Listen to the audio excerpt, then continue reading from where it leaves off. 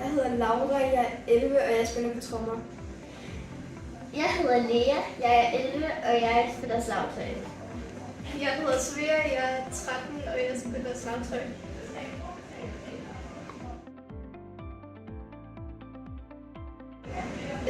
Jeg synes, det er rigtig fedt, fordi at det er sjovt, og man kan lære mange nye ting, og så er det noget, der stikker lidt ud fra andre sports. Jeg synes, at det er sjovt, fordi så kan man også imponere ens venner. Og så er det sjovt, fordi så har man noget erfaring over i skolen i musik. Jeg synes, det er sjovt, fordi jeg er ikke sådan en sportspige. Jeg synes, jeg kan godt lide musik. Fordi at i det her orkester kan man jo både gå march og spille koncerter, og så er det ikke kun at gå march og ikke kun at spille koncerter, så begge dele. Jeg synes, det er sjovt at spille i et orkester, fordi at i det her orkester, der har vi altså rigtig godt sammenhold, og vi er sammen på tværs, og det er hyggeligt at spille sammen og sådan noget. Ja, jeg vil sige det sådan.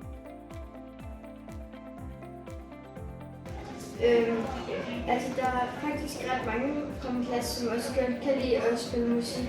Men så er der også alle der går til fodbold, og de synes, det er lidt mærkeligt. Og der er næsten ingen fra vores klasse, der kan lide musiktimerne hen i skolen, så de tænker også, at det må være kedeligt at gå til musik. Men det er det ikke. Dem over i min klasse, de synes det er sejt at gøre det. Og så er det jo også sjovt, hvis man er ude på dyreskue, og så skal man gå march med ens orkester, og så er ens klasse der. Så det er meget sjovt. Min klasse synes også, det er sejt, og de vil hele tiden have mig til at spille et eller andet på trommesættet i hvert fald musiklokale.